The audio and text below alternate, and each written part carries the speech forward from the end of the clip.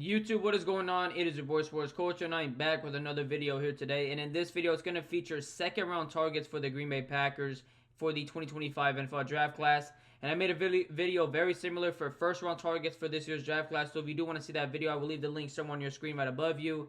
But this is going to feature around 10 to 12 prospects in this year's draft class that I think are second to maybe third round targets that the Green Bay Packers could target in this year's draft class at the wide receiver position, cornerback position, the edge position, and the interior D-line position. So without further ado, man, let's get right into this video. If you're interested in more Packers-related videos or just draft intel videos in general, please subscribe to my channel. I'm going to be trying to make a lot of videos before the NFL draft. But without further ado, man, let's get right into this. So the first position I'm going to start off with in this video is the interior defensive line position in this year's draft class.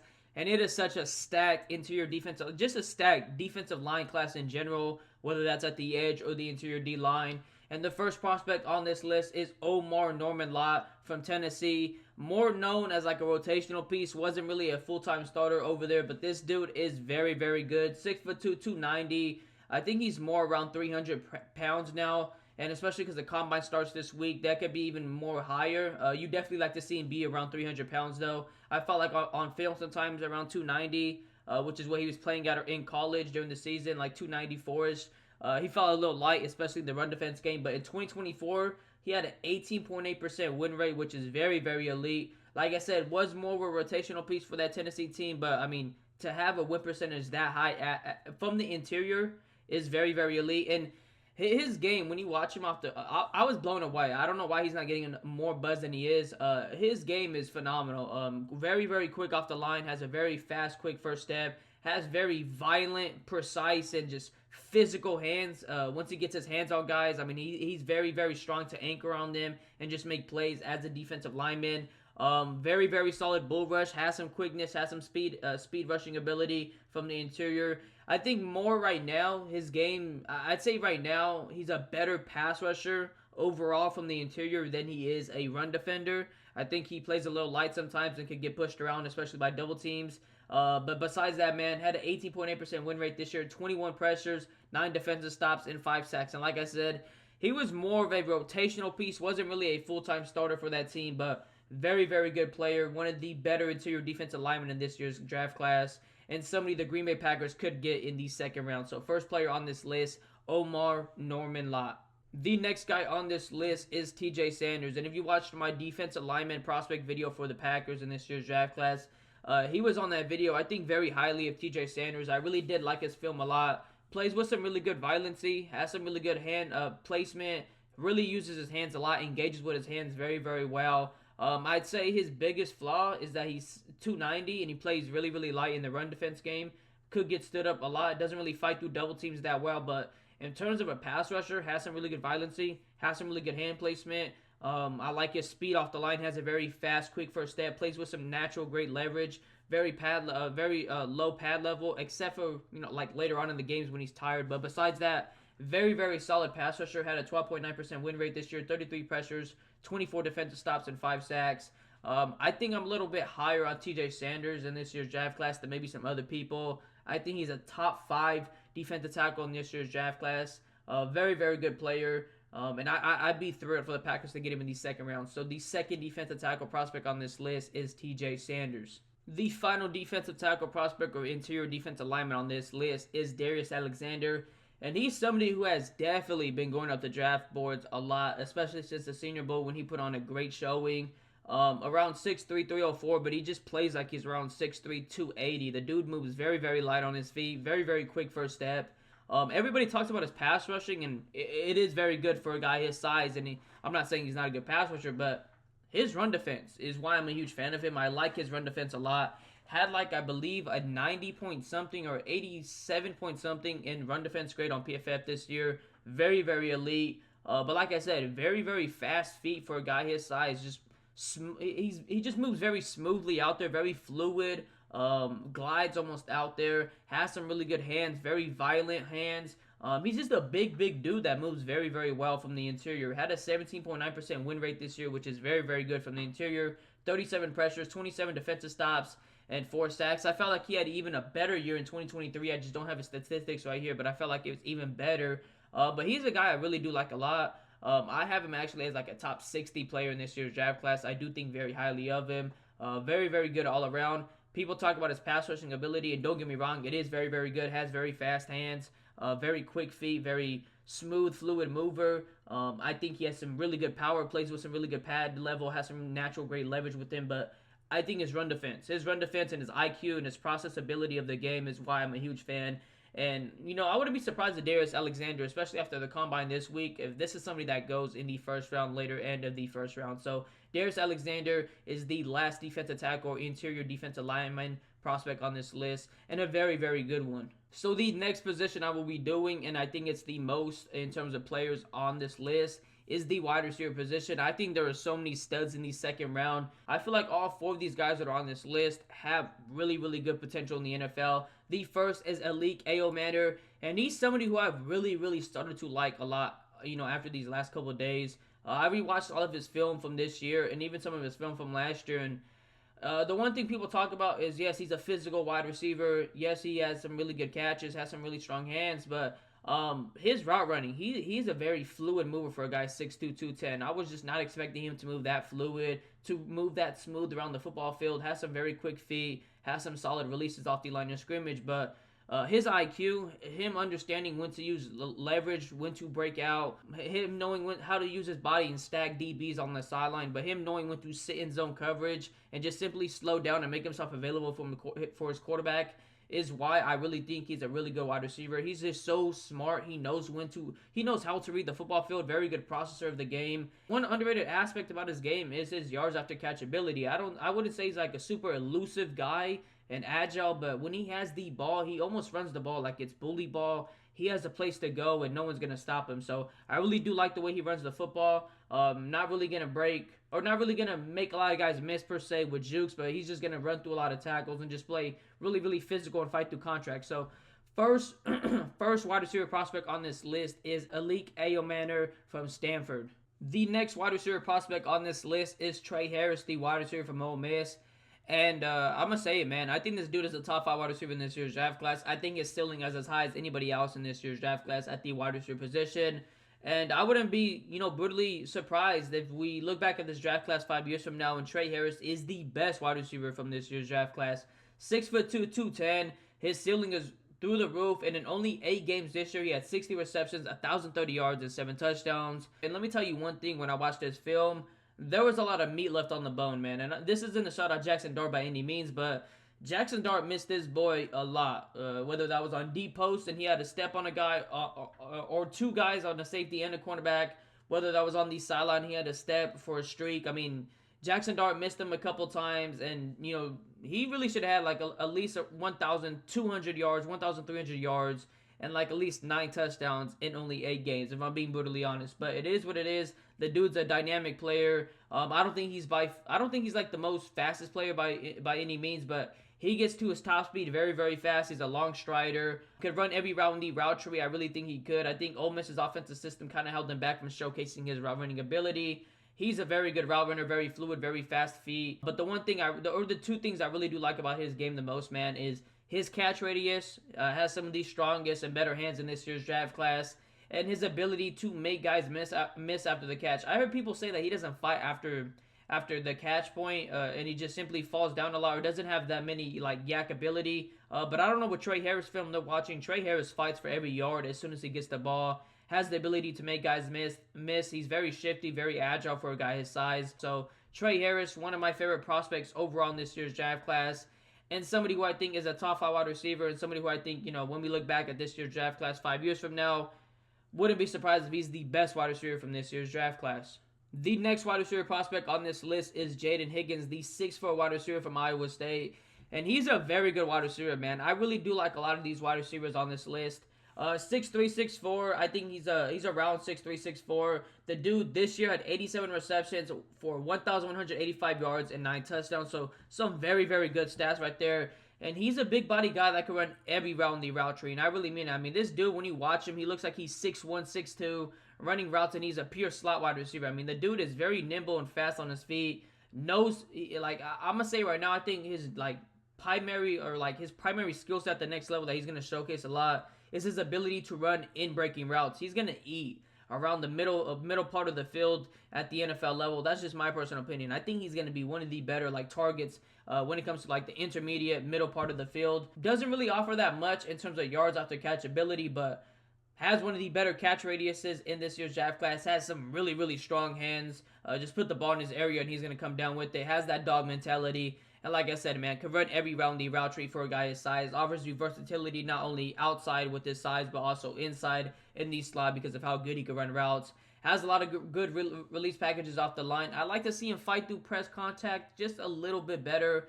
Or press man just a little bit better. I feel like sometimes he does get held up and wastes a lot of, steps when he has to fight through press. But besides that, man, very good prospect. So Jaden Higgins, the next wide receiver prospect on this list. And finally, the last wide receiver prospect on this list is Jalen Broyles. And I know this guy is a huge fan or a fan favorite around many Packer fans.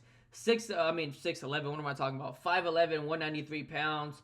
And he's Jaden Reed 2.0, but just bigger, more physical. And I think, man, when he has the ball, a little bit more dynamic. Just because, he's harder to tackle. He's just as quick as Jaden Reed. And he's just as shifty, man. This year, he did have the injury there, though. Didn't play the full amount of games. But this year, had 55 receptions for 839 yards and 6 touchdowns.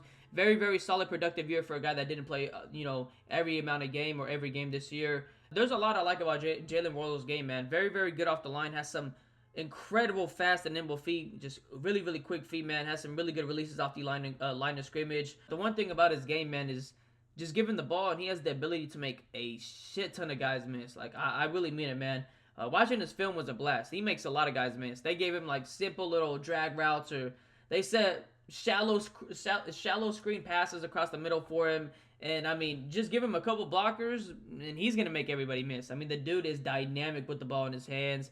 I think as a route runner, he could get a little bit better, but I think he's a very solid route runner. He has that background in track, so this guy is a glorified just track star, speed runner. And I know that's what a lot of Packers fans want this year at the wide receiver position. They don't necessarily want a big body wide receiver. They want somebody that could stretch the field, especially because Christian Watson's going to be out. And I wouldn't be mad by that by any means. I think Jalen Broyles is definitely worth the second-round pick and somebody who would definitely bring a different dynamic to our offense, especially because Christian Watson is probably going to be out for, till week 16, week 13 of next year. So we definitely need some more speed, and Jalen Broyles is the guy that provides that. The next position on this list, the cornerback position, and one of my favorite players overall in this year's draft class, somebody who I think is a top 50 prospect, Azariah Thomas, the cornerback from FSU. 6'2", 198, and he's on this video right now as a second-round target, but I really think if he kills at the combine, this is somebody who pushes himself into the first round, in my personal opinion. I think Azariah Thomas is the best press man cornerback in this year's draft class, just pure press man cornerback. He has some really lengthy arms, very physical, loves to be physical and get his hands on wide receivers, but dude is 6'2", 198, but when you watch him, man, he's such a fluid mover. Maybe not the most fastest guy in the world, but he gets to his top speed very well. But it's kind of like he glides around there on the football field, man. He moves very well, very fluid. This year, he allowed a 51.5 completion rate, had 5 pass breakups, 1 interception, and allowing 141 yards. The dude is a lockdown cornerback. He's not going to get the most interceptions in the world. He's not going to get the most pass breakups. He's not even going to get targeted. But one thing he's going to do is neutralize one side of the football field or one receiver. Very good at man coverage. I think he could get better in zone coverage. I think tackling-wise, he could definitely get better. I feel like, on film when I watched him, it just feels like he tackles and he just covers his eyes or something like that, just goes blind in there sometimes. Just a really, I wouldn't say a lot, but a cool amount of, boneheaded misses on film when I watched him tackling. But besides that, I love his technique as a man coverage cornerback. I think zone coverage, he's getting better. The first cornerback on this list, Azariah Thomas, and somebody who I think could be a first-round selection in this year's draft class. The next cornerback prospect on this list is Darian Porter, and I kind of sat here for a while deciding who I want to put in this video besides this other cornerback that's next after this guy and Azariah Thomas. And it was definitely between Darian Porter and Maxwell Harrenstein, but I decided to go with Darian Porter. Now, look, I definitely know he needs more experience at the cornerback position. This is somebody who was a wide receiver, converted to cornerback, and he's somebody who's a special teams maestro, but he definitely just needs more experience at the cornerback position. But, the potential's there. He is a little bit of an older prospect, but the potential's there. The high ceiling is there. He's 6'4", 200 pounds. Now, I definitely think he's lighter than 200 pounds. He looks way thinner when I watched him on film, and you can even see in this picture, he doesn't look like the biggest dude in the world, but technique-wise, it's all there. He has very lengthy arms, has a really good build at 6'4", has some really good speed. This year, a lot of 29.4 completion rate with 3 interceptions, 2 pass breakups, allowing 70 yards. So very, very elite statistical season when you talk about a cornerback. Like very, very elite. Just needs more experience at the cornerback position. And my only concern is, yeah, it says he's 200 pounds, but I'm telling you, when I watch him on film, I mean, he looks way thinner. When you just look up his build and just look him up on Google, he looks like a pretty thin, nimble dude. But my only concern about him is, how is his body going to do in a full season's worth of play of, laying hits to people, making contact, getting contact? How's his body going to consume all that? So that's only really my biggest concern with him. But besides that, man, I think this is somebody who has a lot of potential. Is bit of an older prospect, but with the experience or with the right coaching scheme in the NFL, I think this dude could be a legit, I wouldn't say cornerback 1 in the NFL, but someone that has legit, high-end cornerback 2 potential in the NFL, especially because of his size and his ball skills ability. So, Darian Porter is the next cornerback prospect on this list and somebody who I think has a lot of potential. The final cornerback on this list is Trey Amos, and I think he's a first-round cornerback. The only reason he's on this list, and I'm going to make this really short, is because he's been kind of falling in mock drafts, and maybe it's just smoke screens, and who knows, but I think Trey Amos, if he kills at the combine, he's going to lock himself in the first round, which is where he should be. But this is somebody who's been falling, and I wouldn't be surprised if he fell to the second round. And this is somebody the Packers go up to trade and get. I mean, he's a legit cornerback 1. I really, really like his upside a lot. Very, very good, just press cornerback. Whether that's in zone or man, he's just very good at getting his hands on guys and being disruptive on wide receivers. Has some really long arm reach. One thing I really do like about his game a lot, man, is his ball skills. I think he has the second best ball skills in this year's draft class. And he's just very good in trail technique, very good at following wide receivers' movement. So Trey Amos is the last cornerback prospect on this list. Do I think he's a second-round selection? No. I think he's definitely a first-round selection, but he's been falling recently, and I don't know why that is, but I think he's definitely worth drafting in the first round. And finally, the last position on this list is the edge rush position, and the first guy on this list is Princely Umanmielen, the edge rusher from Ole Miss.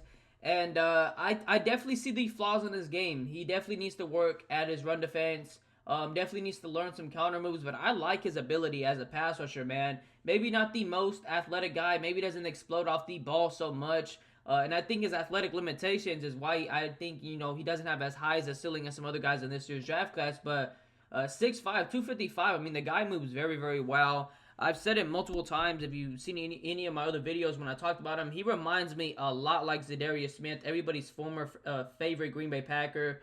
Just the way he uses his body, the bend and twitch he has. Like I said, he's not the fastest dude in the world, but he gets wide very, very fast and very quick. And that's a threat for, tackles. I mean, that means they got to extend and get wide. And then that's where, Princely Umanmielen can simply just bend and get low and beat you outside or hit you with sometimes his little nifty spin move or a little counter move back inside. But I like his pass rush ability. I definitely think he has to get better in terms of run defense. I'd like to see him get better at run defense because I don't think he's I don't think he's good at it. I wouldn't say at all, but he's not really, in my opinion, right now at the NFL level. I don't think he'd be serviceable the first 2 downs, in my opinion. I think he'd be a third down specialist getting after the quarterback just right now, but there's no saying that he can't get better in terms of run defense. I think it's more of just a discipline thing. I don't think he interiorly, and maybe it was just the Ole Miss, defensive scheme, because when I watched his teammate Ivory, I mean, Ivory was more disciplined to hold the edge, so maybe it was just a thing they were telling, one or the other, but this year he had a 23.4% win rate, 55 pressures, 27 defensive stops, 11 sacks, and 1 forced fumble, so very, very productive, and like I said, just watch the tape on this guy. Has some really solid body movement, the way he uses his body as a pass rusher. I like his hand placement here and there. I like to see him use his hands a little bit more, but just his ability to get wide and threat any tackle with his pass rushing ability, I'd be, on board with this selection in the second round just because of the upside as a pass rusher. Definitely want to see him get better as a run defender, though. And finally, the last guy on this list is Braden Swinson, and I'm a huge fan of Braden Swinson. I definitely think at the next level he projects to be more of a 3-4 outside linebacker, but 6'4", 250, man. I put this guy on the D-line and transition him into the D-line and a 4-3 defensive scheme. just because of his athleticism, the bend and twitch, and the quickness he has off the line. Sorry about that. I don't think many people are talking about Braden Swinson like he should be talking about. I think he deserves way more buzz. This is somebody who's been productive. This is somebody who showcases some elite explosiveness off the line. One of the better quicker get-offs at the edge position in this year's draft class. He when I watched him on film, man, the first play, right off the jump, I was intrigued, man. I was like, okay, this is some real juice off the edge. This guy flies. 20.4% win rate this year, 59 pressures, very, very good. 31 defensive stops, 9 sacks, and 2 forced fumbles. He gets to the outside very, very fast. I like to see him develop more in terms of a counter move, but he converts speed to power really, really well. Like I said, man, if you are not too familiar with Braden Swinson, I recommend just going on Twitter, looking at Braden Swinson, and seeing some of the clips some of those guys on Twitter post about him, because the dude is really, really electric, man. He's really good at getting off the edge, using his bend, using his twitch, just being explosive, showing his quick first step, and getting to there. I like to see him use his hands a little bit more, not saying he doesn't have good hand usage or just good hand position, because he really does, but I like to see him use his hands a little bit more. Sometimes I think he relies a little bit too much on his pure athleticism and just get off, but I like to see him use his hands a little bit more. And as a run defender, I like to see him be a little bit better. I think he can hold the edge, but he definitely gets washed by double teams or bigger tackles or just bigger offensive linemen in general. But his angles that he takes as a run defender when it comes to stopping the run from the edge are just really, really poor and can run him out the play. But besides that, man, I'm all in on Braden Swinson. Does he project as a 4-3 defensive end? Maybe not. But I don't care, man. I draft this guy because of the elite explosiveness and get-off he gives you off the edge and just bend and twitch. And that's going to go ahead and wrap up the video, guys. Let me know what you guys think about this video in the comments. Let me know which second-round targets or just players in general on this list you really, really do like a lot, or which players that are not on this list you like a lot and that I should keep my eye out for the Green Bay Packers. If you're interested in more Packers-related videos like draft intel videos, please subscribe. I'm going to try to make a mock draft every week, every Monday, Tuesday for the Green Bay Packers all the way into the NFL draft. And just try to make, a lot of prospect videos for, upcoming prospects in this year's draft class for the Green Bay Packers. So if you're interested for that, please subscribe. It's been your boy Sports Culture. I'm out.